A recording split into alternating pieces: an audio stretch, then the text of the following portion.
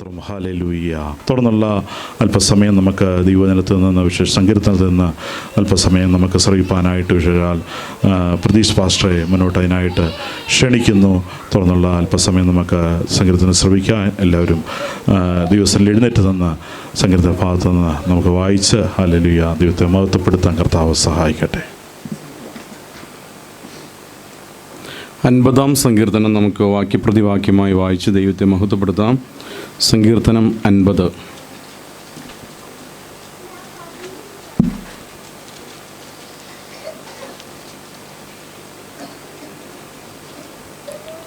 സാംസ് 50 വായിക്കുന്നു. ദൈവം യഹോവയായ ദൈവം അരുളി ചെയ്തു, സൂര്യൻ്റെ ഉദയം മുതൽ അസ്തമയം വരെ ഭൂമിയെ വിളിക്കുന്നു. നമ്മുടെ ദൈവം വരുന്നു, മൗനമായിരിക്കുകയില്ല. അവൻ്റെ മുൻപിൽ തീ ദഹിപ്പിക്കുന്നു, അവൻ്റെ ചുറ്റും വലിയൊരു കൊടുങ്കാറ്റടിക്കുന്നു.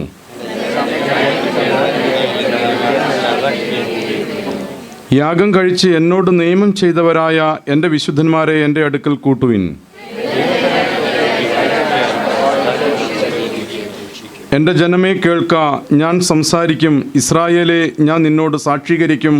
ദൈവമായ ഞാൻ നിൻ്റെ ദൈവമാകുന്നു.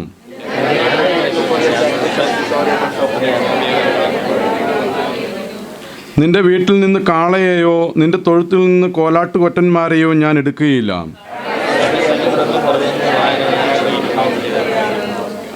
മലകളിലെ പക്ഷികളെയൊക്കെയും ഞാൻ അറിയുന്നു, വയലിലെ ജന്തുക്കളും എനിക്കുള്ളവ തന്നെ.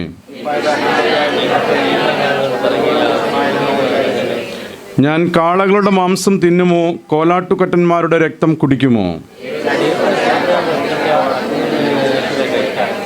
കഷ്ടകാലത്ത് എന്നെ വിളിച്ചപേക്ഷിക്ക, ഞാൻ നിന്നെ വിടുവിക്കുകയും നീ എന്നെ മഹത്വപ്പെടുത്തുകയും ചെയ്യും.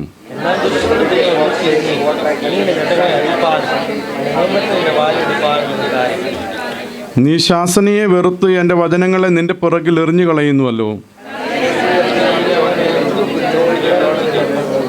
നിന്റെ വായ് നീ ദോഷത്തിന് വിട്ടുകൊടുക്കുന്നു, നിന്റെ നാവ് വഞ്ചന പിണയ്ക്കുന്നു.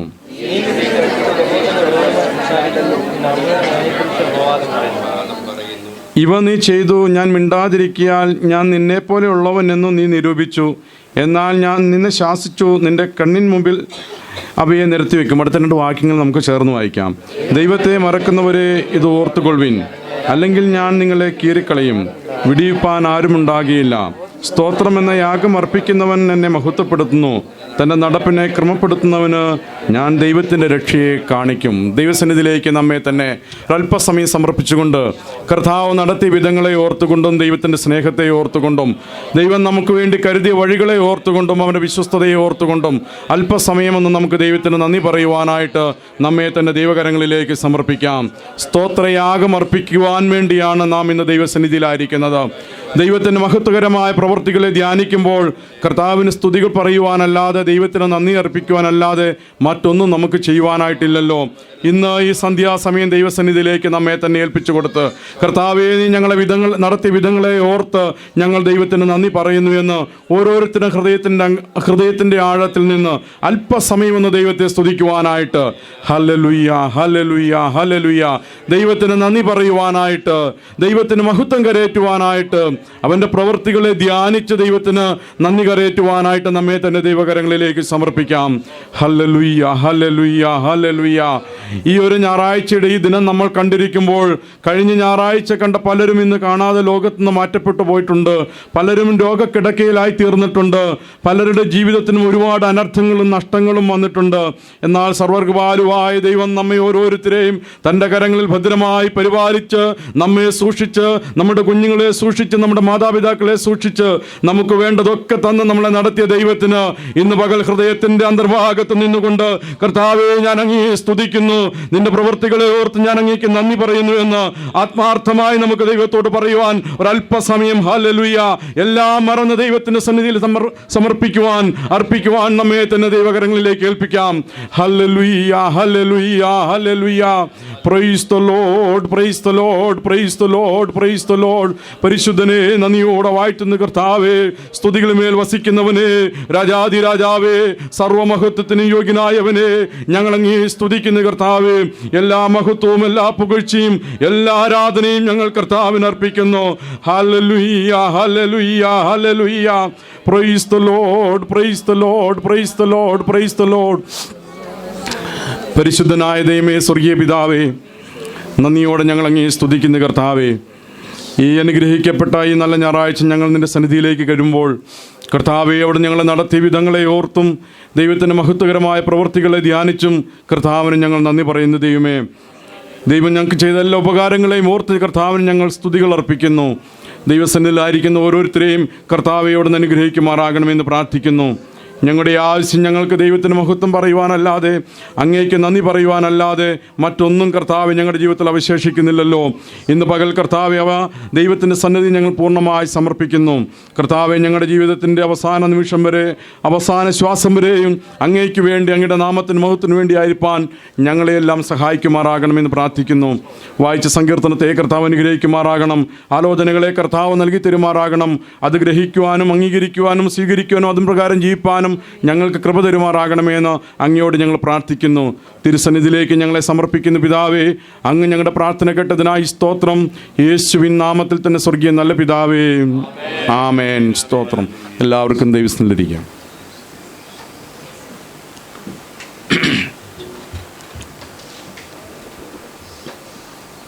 ദൈവത്തിൻ്റെ പരിശുദ്ധമായ നാമം വാഴ്ത്തപ്പെടുമാറാകട്ടെ. ഈ അനുഗ്രഹിക്കപ്പെട്ട ഈ ഞായറാഴ്ച നമുക്ക് ഒരുമിച്ച് കർത്താവിൻ്റെ സന്നിധിയിൽ കിടന്നു വരുവാൻ സർവകൃപാലുവായ ദൈവം നമുക്ക് സഹായിച്ച ദൈവത്തിൻ്റെ എല്ലാ വിശ്വസ്തതയും സ്നേഹത്തെയും കരുതലിനെയും ഓർത്ത് ഞാൻ ദൈവത്തിന് നന്ദി അർപ്പിക്കുന്നു.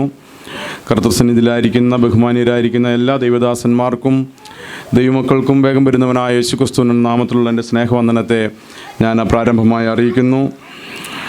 വളരെ വിലപ്പെട്ടതായൊരു സമയമാണല്ലോ നാം ദൈവസന്നിധിയിലായിരിക്കുന്ന ഈ സമയമെന്ന് പറയുന്നത്. മറ്റേത് ജീവിതത്തിൻ്റെ അനുഭവങ്ങളെക്കാളും മറ്റേത് സമയങ്ങൾ നമ്മൾ മറ്റെവിടെയും ചിലവഴിക്കുന്നതിനേക്കാളും ഏറ്റവും വിലപ്പെട്ടതായ സമയമാണ് കർത്തൃസന്നിധിയിൽ നാം ചിലവഴിക്കുന്ന സമയങ്ങളെന്ന് പറയുന്നത്.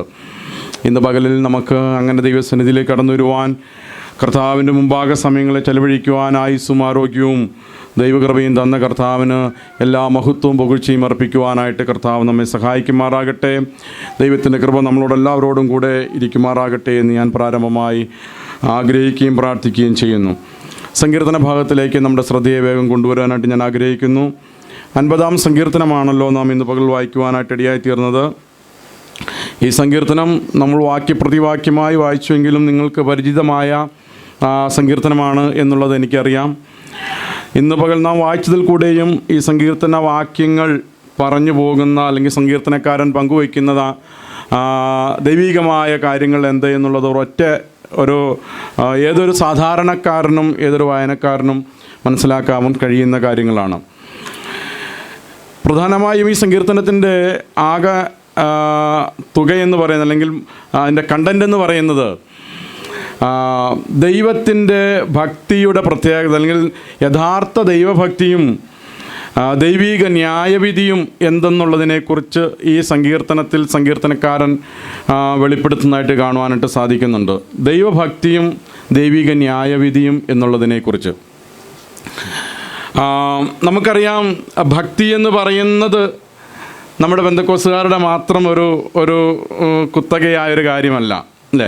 ഭക്തി എന്ന് പറയുന്നത് ഏതൊരു വ്യക്തിക്കും ഉണ്ട്.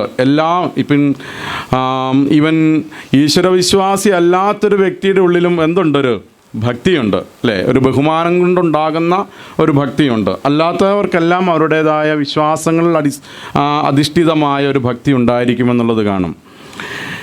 ബൈബിളിൻ്റെ ഭക്തിയുടെ പ്രത്യേകത, അല്ലെങ്കിൽ ബൈബിൾ പറയുന്ന ഭക്തിയുടെ പ്രത്യേകത, ഈ ഭക്തിയിൽ ഒരു ദൈവിക ന്യായവിധിയുടെ ഒരു ഓർമ്മപ്പെടുത്തലും കൂടെ ഉൾക്കൊണ്ടിട്ടുള്ളതാണ് ദൈവിക ഭക്തി എന്ന് പറയുന്നത്.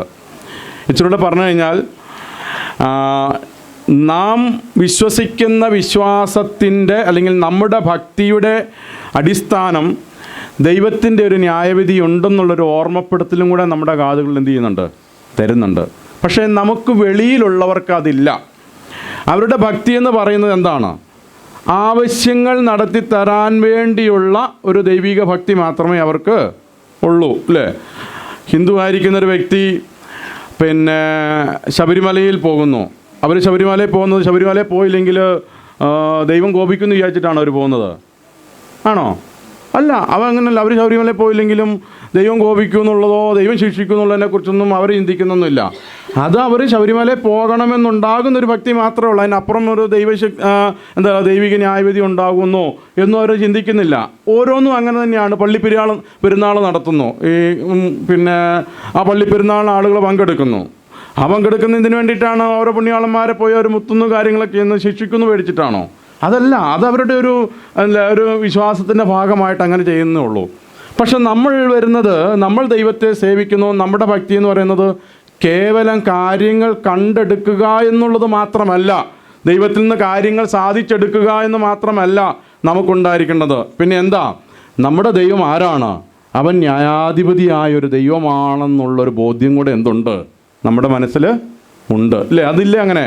ദൈവം ന്യായാധിപതിയാണ് എന്നുള്ളൊരു ബോധ്യം കൂടെ നമ്മുടെ മനസ്സിലുണ്ട്.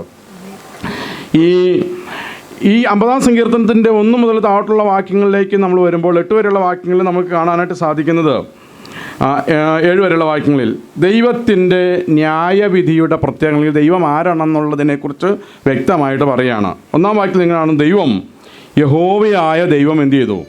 അരുളി ചെയ്തു, സൂര്യൻ്റെ ഉദയം മുതൽ അസ്തമയം വരെ ഭൂമിയെ വിളിക്കുന്നു. ദൈവം ആരാണെന്നുള്ള ദൈവത്തിൻ്റെ സർവശക്തിയെ വെളിപ്പെടുത്തുന്ന ആ വാക്കാണ് നമുക്കവിടെ കാണാൻ സാധിക്കുന്നത്.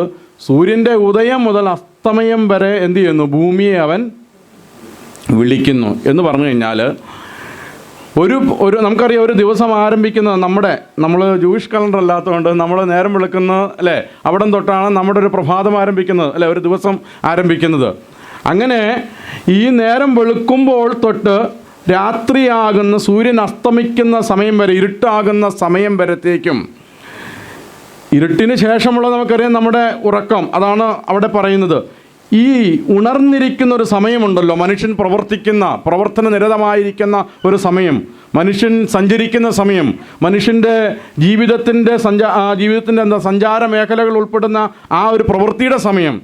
ആ പ്രവൃത്തിയുടെ സമയത്ത് ഈ ഭൂമിയെ മൊത്തം ആകമാനം നിരീക്ഷിക്കുന്ന, കാണുന്നൊരു ദൈവമുണ്ടെന്നുള്ളൊരു ബോധ്യം, ആ ദൈവത്തിൻ്റെ നിയന്ത്രണത്തിൻ്റെ കീഴിലാണ് ഈ പ്രപഞ്ചത്തിൻ്റെ ഓരോ ചലനങ്ങളും ഇരിക്കുന്നതെന്നുള്ളൊരു ഓർമ്മപ്പെടുത്തലാണ് സങ്കീർത്തനക്കാരൻ തരുന്നതെന്ന് കാണാൻ സാധിക്കുന്നുണ്ട്. അവിടെ സൂര്യൻ്റെ ഉദയം മുതൽ അസ്തമാനം വരെ അവൻ എന്ത് ചെയ്യാണ്? വിളിക്കുന്നു എന്ന് പറഞ്ഞാൽ കർത്താവിൻ്റെ കൺട്രോളിനുള്ളിലാണ് എന്ത് ചെയ്യുന്നത്? ഈ പ്രപഞ്ചത്തിൻ്റെ ഓരോ ചലനങ്ങളും ഇരിക്കുന്നത്.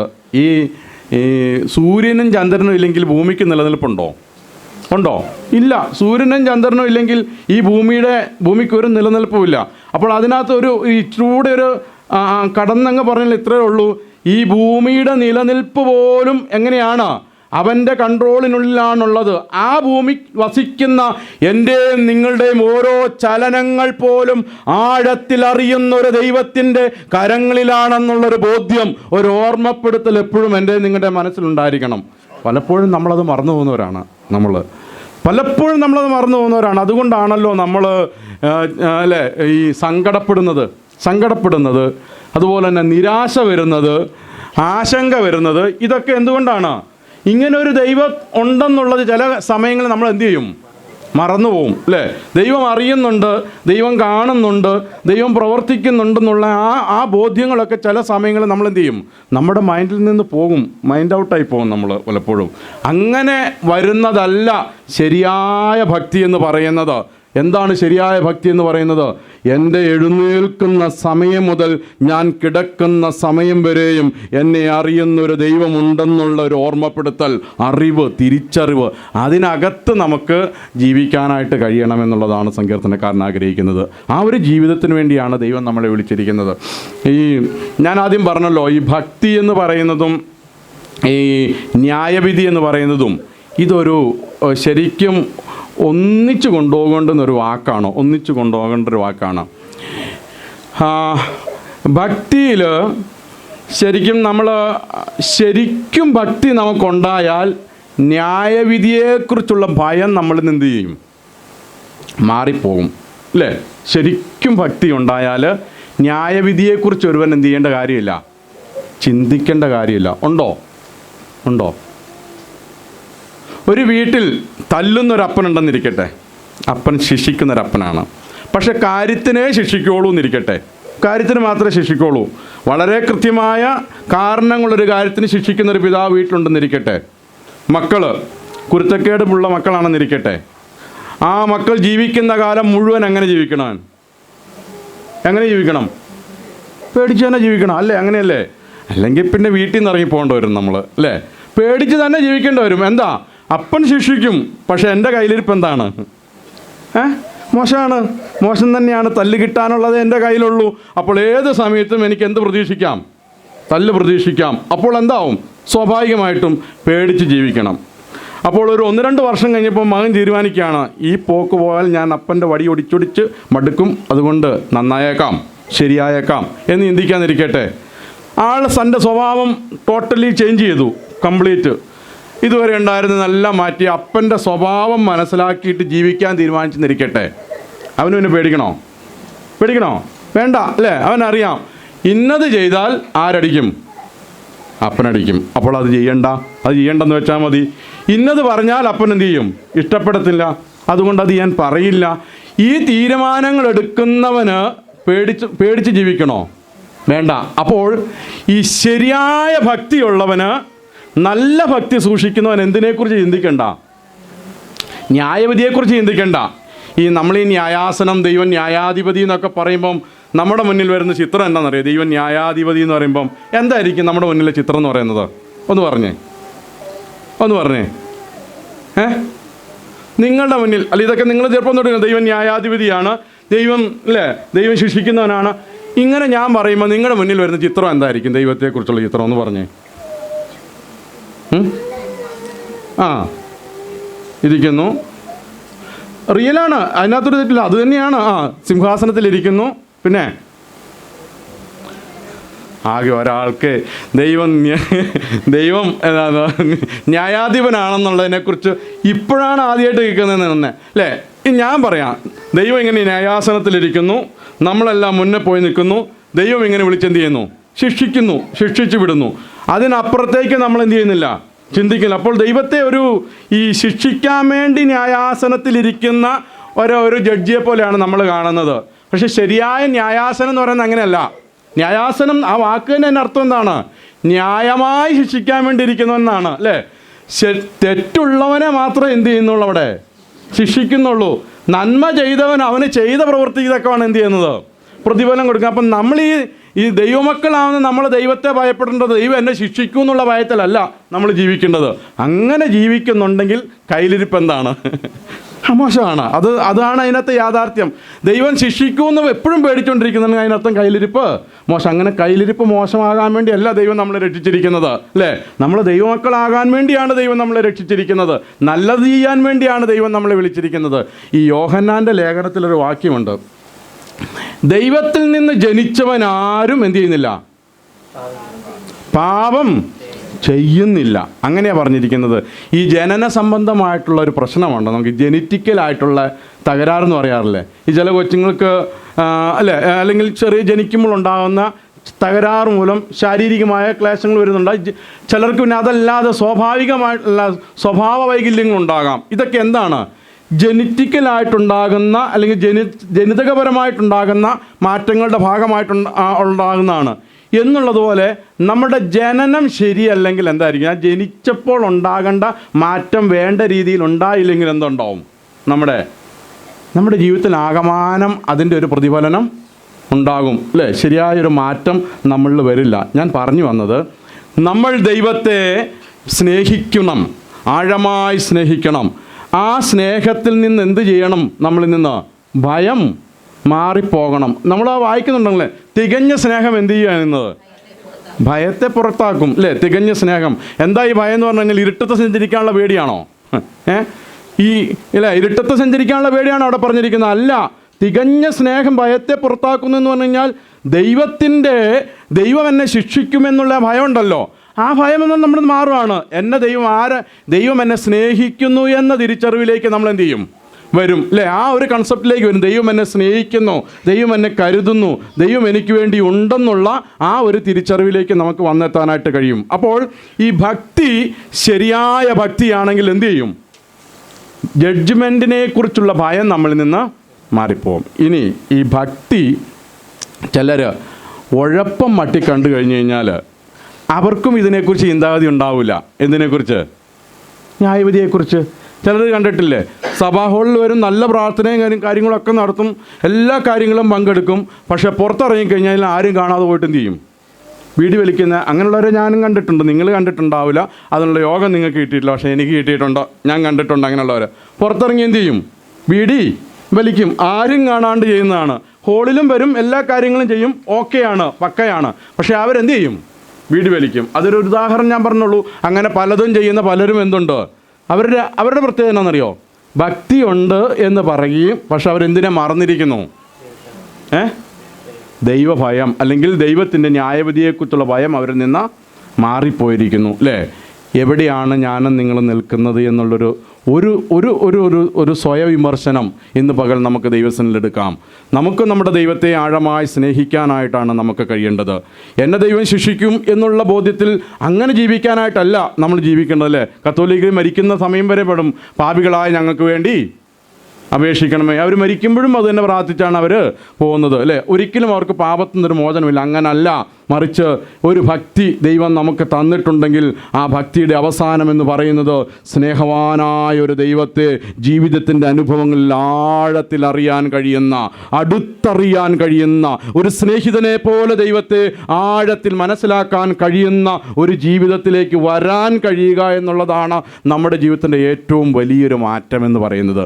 ആ മാറ്റത്തിന് വേണ്ടിയാണ് ദൈവം നമ്മളെ വിളിച്ചിരിക്കുന്നത്. അപ്പോൾ ഇവിടെ ഈ ഭക്തി പോയാൽ പിന്നെ നമ്മുടെ ചിന്തകളിലെല്ലാം ആകമാനം മാറ്റങ്ങൾ വരും. അവിടെയാണ് നമ്മൾ ദൈവത്തെ വിസ്മരിക്കുന്നത്. അവിടെയാണ് പകലന്ത്യോളം നമ്മളെ കരുതുന്ന ദൈവത്തെക്കുറിച്ചുള്ള ബോധ്യങ്ങൾ പലപ്പോഴും നമ്മൾ മറന്നു പോകുവാനായിട്ട് ഇടയായിത്തീരുന്നു. അപ്പോൾ ഒരു സൂര്യൻ്റെ ഉദയം മുതൽ അസ്തമാനം വരെ പ്രകൃതിയെ വിളിക്കുന്ന അതിൻ്റെ ചലനങ്ങളെ നിയന്ത്രിക്കുന്ന ഒരു ദൈവം എന്നെ അറിയുന്നു എന്നുള്ള ആ ഒരു ബോധ്യത്തിൽ നമുക്ക് ജീവിക്കാനായിട്ട് കഴിയട്ടെ. ഇനി താഴേക്ക് വരുമ്പോൾ അതിൻ്റെ 5-ാം വാക്യത്തിൽ നാം ഇങ്ങനെ വായിക്കുന്നു: യാഗം കഴിച്ച് എന്നോട് നിയമം ചെയ്തവരായ എൻ്റെ വിശുദ്ധന്മാരെ എൻ്റെ അടുക്കൽ കൂട്ടുവിൻ. യാഗം കഴിച്ച് എന്നോട് നിയമം ചെയ്തവരായ എൻ്റെ വിശുദ്ധന്മാരെ എൻ്റെ അടുക്കൽ കൂട്ടുവിൻ. ഈ 2 നിയമങ്ങളാണ് നമുക്ക് ഉള്ളത്, പുതിയ നിയമവും പഴയ നിയമവും അല്ലേ? നമ്മൾ പുതിയ നിയമത്തിലാണ് ജീവിക്കുന്നത്. പഴയ നിയമത്തിൻ്റെ ഒന്നിലുമല്ല നമ്മൾ ജീവിതം നയിക്കുന്നത്. പഴയ നിയമത്തിൽ നിന്ന് പുതിയ നിയമത്തിൻ്റെ പൊരുളായ ക്രിസ്തുവിനെ മനസ്സിലാക്കി ജീവിക്കുന്നവരാണ് നമ്മൾ. ഇനി ഈ പഴയ നിയമത്തിൽ ഒരു ജനതയെ ഉടലെടുത്തത് അല്ലെങ്കിൽ ഒരു ജനതയെ പുറത്തു കൊണ്ടുവന്നത് എങ്ങനെയാണ്? യാഗമർപ്പിച്ചാണ് അല്ലേ? പെസഹാ കുഞ്ഞാടിനെ യാഗമർപ്പിച്ച് മിസ്രൈമിൽ നിന്ന് ഇസ്രായേൽ ജനത്തെ ദൈവം എന്ത് ചെയ്തു? പുറപ്പെടുവിച്ചു, പുറത്തു കൊണ്ടുവന്ന് കൽപ്പനകളെ കൊടുത്ത് ഒരു ജനതയാക്കി മാറ്റി ദൈവത്തിൻ്റെ സ്വന്തം ജനമായ ദൈവം എന്ത് ചെയ്തു? അവരെ കൊണ്ടുവന്നു. എവിടെ വരെ? ക്രിസ്തുവോളം അവരെ എന്ത് ചെയ്തു? കർത്താവ് നടത്തുവാനായിട്ടാണ്, അല്ലെങ്കിൽ ക്രിസ്തുവിൻ്റെ യുഗം വരെയും അങ്ങനെ തന്നെ കൊണ്ടുവരുവാനായിട്ട് ഇടയായിത്തീർന്നു. അപ്പോൾ അവിടെ തൻ്റെ ജനത്തെ ദൈവം വേർതിരിക്കുവാൻ വേണ്ടി എന്ത് ചെയ്തു? ഒരു ആടിനെ യാഗമർപ്പിച്ചാണ് ദൈവം തൻ്റെ ജനത്തെ തന്നോടൊപ്പം ചേർത്തത്. ഇനി പുതിയ നിയമ ഇസ്രായേലായിരിക്കും നമ്മളെ ക്രിസ്തു എന്ന ഏകപുരുഷൻ അല്ലെ ക്രിസ്തു എന്ന കുഞ്ഞാട് നമുക്ക് വേണ്ടി അറുക്കപ്പെട്ട് ആ യാഗബലിയിൽ കൂടെ ആ കുഞ്ഞാടിൻ്റെ പാപപരിഹാര ബലിയിൽ കൂടെ ഞാനും നിങ്ങളും ആരായി തീർന്നു? ഒരു പുതിയ നിയമ ഇസ്രായേലായി തീർന്നു അല്ലേ? ഈ 2 കൂട്ടരെയും കുറിച്ച് ദൈവം ആഗ്രഹിക്കുന്നത് എന്താണെന്നറിയോ? ഇവരെ എന്തിനാണ് ദൈവം ഒരു നിയമത്തിൽ, ഒരു ഉടമ്പടിയിൽ കൂടെ വേർതിരിച്ചെടുത്തതെന്നറിയാവോ? ആ വാക്യത്തിൽ തന്നെ പറയുന്നുണ്ടോ? വിശുദ്ധന്മാരെ എൻ്റെ അടുക്കൽ കൂട്ടുവിൻ, എൻ്റെ അടുക്കൽ കൂട്ടുവിൻ. എന്തിനു വേണ്ടിയിട്ടാണ് ദൈവം തൻ്റെ രക്തത്താൽ നമ്മളെ വീണ്ടെടുത്തത്? എന്തിനു വേണ്ടിയാ? ദൈവത്തിൻ്റെ അടുക്കൽ കൂടിയിരിക്കാൻ വേണ്ടി, കർത്താവിനോട് ചേർന്നിരിക്കാൻ വേണ്ടി. ഇസ്രായേൽ ജനത്തിന് പറ്റിയത് എന്താണെന്നറിയോ? അവർ കർത്താവിനോട് ചേർന്നിരിക്കാൻ ഒരിക്കലും അവർ ഇഷ്ടപ്പെട്ടിരുന്നില്ല അവർ. അതുകൊണ്ട് പലപ്പോഴും അങ്ങനെ ദൈവം അവരുടെ കൂടെ നടന്നത് ഇഷ്ടമല്ലാതെ വന്നു കഴിഞ്ഞപ്പോഴാണ് ഒടുവിൽ അവർ ദൈവത്തെ കൊണ്ട് എവിടെ ഇരുത്തിയത്? ദേവാലയത്തിനകത്ത് ഇരുത്തിയത്. ഇങ്ങനെ ഞങ്ങളെ ഈ കൂടെ നടന്ന് എപ്പോഴും ഞങ്ങളെ അതൊരു ബുദ്ധിമുട്ടാണ്. അത് നമ്മൾ പറയുന്ന പോലെ അല്ലേ, നിയമങ്ങളിൽ സഞ്ചരിക്കുക എന്ന് പറയുന്നത് നമുക്ക് വളരെ ബുദ്ധിമുട്ടുള്ള കാര്യമാണല്ലോ. അപ്പോൾ അതുകൊണ്ട് ദൈവം ഒരു കാര്യം ചെയ്യുക, ഒരു ദേവാലയത്തിനകത്തിരിക്കുക, ഞങ്ങൾ സമയാസമയത്ത് എന്ത് ചെയ്തോളാം, വന്നോളാം, അവിടെ വന്നോളാം. മറ്റൊരു ദൈവം എങ്ങനെയായിരുന്നു? അവരുടെ കൂടെ സഞ്ചരിക്കുകയായിരുന്നു. ആ സഞ്ചാരത്തിനകത്ത് അതിക്രമം കണ്ടാൽ, പാപം കണ്ടാൽ അന്നേരം എന്ത് കിട്ടും? ശിക്ഷ കിട്ടും. അത് അവർക്ക് മനസ്സിലായി. ഇങ്ങനെ കൂടെ നടന്നു കഴിഞ്ഞാൽ ഇങ്ങനെ ഈ ഒപ്പം നടന്നുള്ള യാത്ര ഇച്ചിരി ബുദ്ധിമുട്ടാണ്. മറ്റൊരാണെങ്കിൽ എന്ത് ചെയ്താൽ മതി, എല്ലാം കൂടെ ഒന്നിച്ച് കൊണ്ടുപോയിട്ട് ദേവാലയത്തിൽ കൊണ്ടുപോയി ഒരു ആടിനെയോ ഒരു കാളയെയോ ഒരു പശുവിനെയോ കൊണ്ടുപോയി അർപ്പിച്ചിട്ട് ബസ് കർത്താവ് നീ അവിടെ ഇരിപ്പുണ്ട്, ഇത് കഴിഞ്ഞാൽ പിന്നെ ഞങ്ങൾ പുറത്തൂടെ പോകുന്നു, പിന്നെ അടുത്ത ഞായറാഴ്ച ഞങ്ങൾ എന്തുമായിട്ട് വന്നേക്കാം, ആടും പശുവും ഒക്കെ ആയിട്ട് വന്നേക്കാം. ഇതായിപ്പോയി ഒരു പ്രാക്ടീസ്. ഞാൻ വെറുതെ അല്ല, താഴോട്ടുള്ള വാക്യങ്ങൾ വായിക്കുമ്പോൾ നമുക്ക് കാണാൻ സാധിക്കുന്നുണ്ട്. അപ്പോൾ എന്താ സംഭവിച്ചതെന്ന് ചോദിച്ചു കഴിഞ്ഞാൽ, ഇവർക്കെല്ലാം ഉണ്ട്, പക്ഷെ ഇവരാരുടെ അടുത്തില്ല. വിളിച്ചവനായ ദൈവത്തിൻ്റെ അടുക്കൽ അവർ ഇല്ല. എല്ലാ സ്ഥലങ്ങളിലും അവരുണ്ട്, പക്ഷെ ആരുടെ അടുക്കലില്ല? ദൈവത്തിൻ്റെ അടുക്കൽ മാത്രം ഇല്ല. അത് വല്ലപ്പോഴുമായി മാറി അല്ലേ? അതിനാണോ കർത്താവ് നമ്മളെ വിളിച്ചിരിക്കുന്നത് അല്ലേ? ഇത് പലപ്പോഴും ഈ പുതിയ നിയമ ഇസ്രായേലായ നമ്മുടെ ജീവിതത്തിലും ഇതൊക്കെ എന്ത് ചെയ്യാറുണ്ട്, സംഭവിക്കാറുണ്ട്. ഇല്ലെന്നൊന്നും പറയണ്ട. അങ്ങനെ ദൈവത്തോട് കൂടി ഇരിക്കാൻ വേണ്ടിയാണ് ദൈവം നമ്മളെ വിളിച്ച് വേർതിരിച്ചിരിക്കുന്നത്. പക്ഷെ പലപ്പോഴും നമ്മൾ ഇത് ഈ കൂട്ടായ്മകളിലും പ്രാർത്ഥനകളിലും മാത്രമായി എന്തു ചെയ്യും, ഒതുങ്ങിപ്പോകാറുണ്ട്. അതിന് ശേഷം എങ്ങനെയെന്നുള്ളത് നിങ്ങൾ ചിന്തിക്കുക. അത് ഞാനങ്ങനെ കുറ്റപ്പെടുത്തുന്നില്ല, സ്വയം ചിന്തിക്കാൻ വേണ്ടി പറയുന്നുള്ളൂ. പാസ്റ്റർ സ്റ്റേജിൽ കയറുന്നിട്ട് നിങ്ങനെ വിളിച്ചു പറഞ്ഞാൽ അല്ല, നമ്മളെല്ലാവരും കൂടെ ചെയ്യുന്ന കാര്യത്തെക്കുറിച്ചാണ് ഞാൻ പറഞ്ഞത്. പലപ്പോഴും നമ്മൾ ദൈവത്തോട് കൂടി ഇരിക്കുക എന്ന് പറയുന്ന ആ ഒരു എക്സ്പീരിയൻസ് പലപ്പോഴും നമ്മൾ എന്ത് ചെയ്യാറുണ്ട്, നഷ്ടപ്പെട്ടു പോകാറുണ്ട്. നമ്മളെ വിളിച്ചിരിക്കുന്നത് അതിന് വേണ്ടിയിട്ടാണ്, അവൻ്റെ കൂടെ ഇരിക്കാൻ വേണ്ടി. ഇനി നേരെ തിരിഞ്ഞു വന്നേ. പഴയ നിയമത്തിൽ ഇസ്രായേൽ ജനത്തോട് കൂടെ ദൈവം നടന്നു. ദൈവം വേണ്ട, ദൈവത്തെ ദേവാലയത്തിൽ മതിയെന്ന് പറഞ്ഞ് അവരവിടെ ഉപേക്ഷിച്ചു. ആ ദൈവം എന്തു ചെയ്തു? ഇത് പറ്റില്ല, എനിക്ക് നിങ്ങളോട് കൂടെ ഇരിക്കണമെന്ന് പറഞ്ഞ് ദേവാലയത്തിൻ്റെ വ്യവസ്ഥകളെയെല്ലാം ആര് തകർത്തു കളഞ്ഞു? കർത്താവ് മാറ്റിക്കളഞ്ഞു അല്ലേ? ദേവാലയത്തിൻ്റെ തിരശീല രണ്ടായി ചീന്തിയിട്ട് അവൻ പറഞ്ഞു, ഇനി ഇങ്ങനെ വേണ്ട, നിങ്ങൾ ഈ വല്ലപ്പോഴും വന്ന് ഈ ഇരിക്കുന്ന വ്യവസ്ഥ മാറ്റിയിട്ട്, എബ്രായ ലേഖന കർത്താവ് പറഞ്ഞിരിക്കുന്ന അതുകൊണ്ട് കരുണ ലഭിപ്പാനും തത്സമയത്തിനുള്ള അല്ലേ, അതുകൊണ്ട് കൃപ പ്രാപിപ്പാനുമായി എന്ത് ചെയ്യണം? നിങ്ങൾ ഏത് സമയത്തും കൃപാസനത്തിൻ്റെ അടുക്കിലേക്ക് ചെല്ലണമെന്ന് പറഞ്ഞ് എല്ലായ്പ്പോഴും അവൻ്റെ അടുക്കിലേക്ക് ചെല്ലാൻ, എല്ലായ്പ്പോഴും അവനോടുകൂടെ വസിക്കാൻ, എല്ലായ്പ്പോഴും അവൻ്റെ ഒപ്പം നിൽക്കാൻ വേണ്ടി ഒരു പുതിയ നിയമത്തിൻ്റെ വ്യവസ്ഥ എനിക്കും നിങ്ങൾക്കും മുമ്പിൽ കർത്താവ് തുറന്നു തന്നിട്ടിരിക്കുമ്പോൾ അവിടെയും നമ്മൾ എവിടെ ഒതുക്കാറുണ്ട് ദൈവത്തെ? പലപ്പോഴും എവിടെയൊക്കെയോ നമ്മൾ എന്ത് ചെയ്യാറുണ്ട്, ഒതുക്കാറുണ്ട്. അതിനല്ല ദൈവം നമ്മളെ വിളിച്ചിരിക്കുന്നത്. കർത്താവ് നമ്മളെ രക്ഷിച്ചിരിക്കുന്നത്, ദൈവം നമ്മളെ വിളിച്ചിരിക്കുന്നത് അവൻ്റെ ഒപ്പം ഇരിക്കാൻ, അവനോട് കൂടിയിരിപ്പാൻ, അവനോട് ചേർന്നിരിപ്പാൻ വേണ്ടി, അവനോടൊപ്പം വസിക്കാൻ വേണ്ടിയാണ് ദൈവം നമ്മളെ വിളിച്ചിരിക്കുന്നത് എന്ന ബോധ്യം നമുക്കുണ്ടായിരിക്കണം. ആ ഒരു ജീവിതത്തിലേക്ക് നമുക്ക് മുൻപോട്ട് വരുവാനായിട്ട് കഴിയട്ടെ. അപ്പോൾ സങ്കീർത്തനക്കാരൻ പറയുകയാണ്, യാഗം കഴിച്ച് എന്നോട് നിയമം ചെയ്തവരായ എൻ്റെ വിശുദ്ധന്മാരെ എൻ്റെ അടുക്കൽ കൂട്ടുവീൻ. ഇനി നേരെ താവോട്ട് നിങ്ങൾ വരുമ്പോഴത്തേക്കും ഇവരുടെ ഞാൻ ആദ്യം പറഞ്ഞ കാര്യങ്ങളും കാണാം. 8 മുതലുള്ള വാക്യങ്ങൾ വായിക്കുമ്പോൾ കാണുന്നത്, നിന്റെ ഹനനയാഗങ്ങളെക്കുറിച്ച് ഞാൻ എന്ത് ചെയ്യുന്നില്ല, ശാസിക്കുന്നില്ല അല്ലേ? അങ്ങനെയല്ല എഴുതിയിരിക്കുന്നത്. നിന്റെ ഹനനയാഗങ്ങളെക്കുറിച്ച് ഞാൻ ശാസിക്കുന്നില്ല, നിന്റെ ഹോമയാഗങ്ങൾ എപ്പോഴും എൻ്റെ മുമ്പാകെ ഇരിക്കുന്നു. എന്നിട്ട് പറയാണ്, നിന്റെ വീട്ടിൽ നിന്ന് കാളയെയോ നിന്റെ തൊഴുത്തിൽ നിന്ന് കോലാട്ടുകൊട്ടന്മാരെയോ ഞാൻ എന്ത് ചെയ്യില്ല, എടുക്കില്ല. ദൈവം പറയാണ്, ദൈവം വെച്ചൊരു വ്യവസ്ഥയാണ്, ഇതൊക്കെ വേണം. എന്നിട്ട് പറയാണ്, ഇതൊന്നും ഞാൻ എടുക്കില്ല. അടുത്ത വാക്യത്തിൽ പറയാണ്, കാട്ടിലെ സകല മൃഗങ്ങളും പർവ്വതത്തിലെ 1000 ജന്തുക്കളും എനിക്കുള്ളതാണ് അല്ലേ? നമ്മൾ ഈ ഒരു ആടിനെ കൊണ്ട് ചെന്നിട്ട് അവിടെ ചെന്നിട്ട് പറയാണ്, ദൈവമേ ഇതാണ് എൻ്റെ എന്ന് പറഞ്ഞ് നിൽക്കും. ദൈവം പറയാണ്, കാട്ടിക്കിടക്കുന്ന സകല മൃഗങ്ങളും വയലിലെ സകല ജന്തുക്കളും അതെൻ്റേതാണ്. ഒരൊറ്റ ആടിനെ വില പറഞ്ഞിട്ട് ദൈവസനയിൽ നിൽക്കാമെന്ന് ചിന്തിക്കേണ്ടത് ദൈവം പറയാണ്. അതായത് ഭക്തി എന്ന് പറയുന്നത് കേവലം ഒരു പ്രവൃത്തിയിൽ അവസാനിക്കേണ്ടതല്ല എന്ന് സങ്കീർത്തനക്കാരൻ പറഞ്ഞു വെക്കുകയാണ് അവിടെ ചെയ്യുന്നത്. യാഗമർപ്പിച്ച് കൂടെ എല്ലാമായെന്ന് ചിന്തിക്കുന്നതിലല്ല ശരിയായ ഭക്തി, യഥാർത്ഥ ഭക്തി എന്ന് പറയുന്നത്. സങ്കീർത്തനക്കാരൻ പറയാണ്, കർത്താവ് പറയാണ്, അല്ല, ഒരാട് നീ കൊണ്ടുവരുമ്പോൾ കാട്ടിൽ ഒരു 1,00,000 കാട്ടാടുകളുണ്ടായിരുന്നു, ഓട്ടെ നാട്ടാട് വിട്ടേര്, ഒരുപാട് ജന്തുക്കളുണ്ട്, ഇതിനൊക്കെ ആരാ പുലർത്തുന്നത്? ഞാനാണ്. അപ്പം ഇതിലാണ് ഞാൻ പ്രസാദിക്കുന്നത് ചിന്തിക്കുക. ഇതിനൊരു ബാക്ക്ഗ്രൗണ്ടും കൂടി ഉണ്ട് കേട്ടോ, അതുകൊണ്ട് ഞാൻ പറയാം.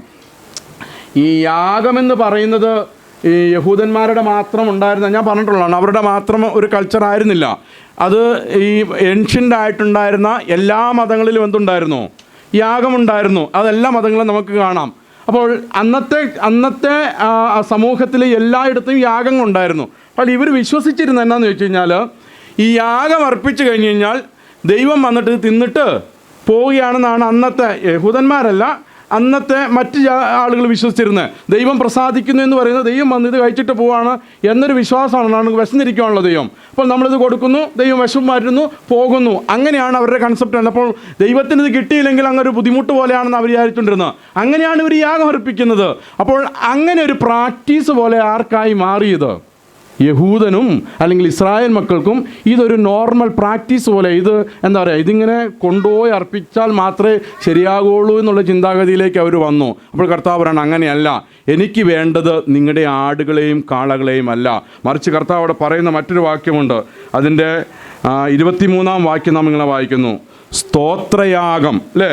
സ്തോത്രം എന്ന യാഗം അർപ്പിക്കുന്നവൻ എന്നെ മഹത്വപ്പെടുത്തുന്നു, തൻ്റെ നടപ്പിനെ ക്രമപ്പെടുത്തുന്നവനോ ഞാൻ ദൈവത്തിൻ്റെ രക്ഷയെ കാണിക്കും. സങ്കീർത്തനക്കാരൻ പറയാണ്, ഇങ്ങനെ കാണിക്കുന്ന പെരിഫറലായിട്ടുള്ള കുറേ മാറ്റങ്ങളോ കുറേ പ്രകടനങ്ങളോ ഒന്നും അല്ല എനിക്ക് വേണ്ടത്, മറിച്ച് ഇത് അർപ്പിക്കുന്നുണ്ടെങ്കിൽ അതിനുള്ളിൽ നിന്ന് അന്തരാത്മാവിൽ നിന്നൊരു ഒരു സ്തോത്രയാഗം പുറപ്പെട്ടു വരണം. സ്തോത്രം എന്ന യാഗം അർപ്പിക്കുന്നവനെയാണ് ദൈവത്തിന് വേണ്ടത്. പ്രിയരെ, ഇന്ന് പകൽ ഞാൻ പറയട്ടെ, ഈ ഞായറാഴ്ച നിങ്ങളിവിടെ വന്നിരുന്നത് കൊണ്ട് ദൈവത്തിൽ നിന്ന് ഒന്നും കിട്ടുമെന്ന് നിങ്ങൾ പ്രതീക്ഷിക്കേണ്ട. അതൊരു പ്രാക്ടീസ് മാത്രമായി മാറുന്നുള്ളൂ. മറിച്ച് ഞാൻ ആദ്യം സൂചിപ്പിച്ചതുപോലെ സ്തോത്രം എന്ന യാഗം അർപ്പിക്കുമ്പോൾ അതെങ്ങനെ? ഹൃദയത്തിൻ്റെ അന്തർഭാഗത്തു നിന്നുണ്ട്, കർത്താവേ നീ എത്ര വലിയവനാണ്, നിന്റെ പ്രവർത്തികൾ എത്ര വലുതാണ്, നിന്റെ ദയ എത്ര വലുതാണെന്നുള്ള ബോധ്യത്തിൽ നിന്നുകൊണ്ട് ദൈവത്തിന് സ്തോത്രം അർപ്പിക്കുമ്പോൾ ആ സ്തോത്രയാഗം സ്വീകരിക്കാനാണ് കർത്താവ് ഇവിടെ വന്നിരിക്കുന്നത്. അതിനുവേണ്ടിയാണ് ദൈവം നമ്മളെ രക്ഷിച്ചിരിക്കുന്നത്. ആ ജീവിതത്തിന് വേണ്ടിയാണ് ദൈവം നമ്മളെ ആക്കിയിരിക്കുന്നത് എന്നുള്ളൊരു ബോധ്യത്തിലേക്ക് നമുക്ക് വരുവാൻ കഴിയും. എൻ്റെ വാക്കുകളെ ഞാൻ ഇവിടെ പരിമിതപ്പെടുത്താം. സങ്കീർത്തനക്കാരൻ ഈ സങ്കീർത്തനത്തിൽ കൂടെ 2 പ്രധാനപ്പെട്ട കാര്യങ്ങളെയാണ് പറയുന്നത്. ഒന്ന്, ദൈവത്തിൻ്റെ ഭക്തി അത് യഥാർത്ഥ ഭക്തിയായിരിക്കണം. അത് കേവലം ഒരു സെറിമണിയായിട്ട്, ഒരു ചടങ്ങായിട്ട് മാത്രം അവസാനിക്കുവാനായിട്ട് പാടില്ല, മറിച്ച് ഹൃദയത്തിൻ്റെ അന്തർഭാഗത്ത് നിന്നുകൊണ്ട് കർത്താവിന് നന്ദി പറയുവാനായിട്ട് കഴിയണം എന്നുള്ളതാണ് ദൈവം ആഗ്രഹിക്കുന്നത്. തൻ്റെ നടപ്പിനെ ക്രമപ്പെടുത്തുന്നവന് ദൈവത്തിൻ്റെ രക്ഷയെ കാണിക്കും. എന്നാൽ അതിൻ്റെ മുകളിലെ വാക്യത്തിൽ ഇങ്ങനെ പറഞ്ഞിരിക്കുന്നുണ്ടോ, 21-ാം വാക്യത്തിൽ നാം ഇരിക്കുന്നു, ഇവ നീ ചെയ്തു, ഞാൻ മിണ്ടാതിരിക്കാൻ ഞാൻ നിന്നെപ്പോലെയുള്ളവനെന്ന് നീ നിരൂപിച്ചു, എന്നാൽ ഞാൻ നിന്നെ ശാസിച്ച് നിന്റെ കണ്ണിന് മുമ്പിൽ അവയെ നിരത്തി വെക്കും. ഇതൊരു ദുഷ്ടനോടുള്ള ബന്ധത്തിലാണ് പറയുന്നത്, അല്ലെങ്കിൽ ദൈവിക ന്യായവിധിയെക്കുറിച്ചാണ്. ഞാനിതൊക്കെ ചെയ്തിട്ടും കണ്ടില്ലേ ഒരു കുഴപ്പവും എനിക്കില്ല എന്ന് പറയുന്നുണ്ടല്ലോ. ആരും കണ്ടിട്ടില്ല, ഇതൊക്കെയായിട്ടും എനിക്കൊരു കുഴപ്പവും ഇല്ലെന്ന് പറയുമ്പോൾ ദൈവം പറയാണ്, ഇതൊക്കെ കണ്ടിട്ട് ഞാൻ മിണ്ടാതിരിക്കുമ്പോൾ നിന്നെപ്പോലെയാണ് ഞാനെന്ന് എന്ത് ചെയ്യരുത്, നിരൂപിക്കരുത്. എന്നിട്ട് താഴെ വാക്യത്തിൽ പറഞ്ഞിരിക്കുന്നത്, ഈ ന്യായവിധി എന്ന് പറയുന്നത് ദൈവത്തെ ഭയപ്പെടാത്തവനൊരു അനർത്ഥമായി നിൽക്കുമ്പോൾ ന്യായവിധി ദൈവത്തെ ഭയപ്പെടുന്നവന് പറയാണ്, ഞാൻ ദൈവത്തിൻ്റെ രക്ഷയെ അവൻ എന്ത് ചെയ്യും, കാണിച്ചു കൊടുക്കും. ഇതാണ് ഈ ന്യായവിധിക്കുള്ള പ്രത്യേകത എന്ന് പറയുന്നത്. ദൈവത്തെ ഭയപ്പെടുന്നവന് അതൊരു രക്ഷയുടെ ഭാഗമായി മാറുമ്പോൾ, ദൈവത്തെ തിരസ്കരിക്കുന്നവന് ദൈവികമായ ഒരു കോപത്തിൻ്റെ ഒരു ഭാഗമായി മാറുവാനായിട്ടിടയായി തീരും. പ്രിയരെ, നമുക്ക് ദൈവസന്നിധിയിലേക്ക് ഒരു ഭക്തിയുള്ള ജീവിതം നയിക്കുവാനായിട്ട്, ദൈവത്തെ സ്നേഹിക്കുന്ന ഒരു ജീവിതം, അവൻ ഭയപ്പെടുന്നു എന്ന് പറയുന്നത് ശിക്ഷയെ ഭയപ്പെടുന്നതല്ല, മറിച്ച് സ്നേഹത്തിലുള്ളൊരു ഭയത്തിൽ നമുക്ക് ദൈവത്തെ സ്നേഹിക്കാൻ കഴിയട്ടെ, ദൈവത്തിന് വേണ്ടി ജീവിക്കാൻ കഴിയട്ടെ. അതിനുള്ള അനുഗ്രഹങ്ങളും കൃപകളും ഈ സങ്കീർത്തന വാക്യങ്ങളിൽ കൂടെ കർത്താവ് നമുക്ക് നൽകി തിരുമാറാകട്ടെ എന്നുള്ള പ്രാർത്ഥനയോടെ ആശീർവാദത്തോടെ സമയം അനുവദിക്കുന്ന സഭയോടും ദൈവദാസനോടും നന്ദി അറിയിക്കുന്നു. കർത്താവ് നമ്മെ എല്ലാവരെയും അധികമായി അനുഗ്രഹിക്കുമാറാകട്ടെ.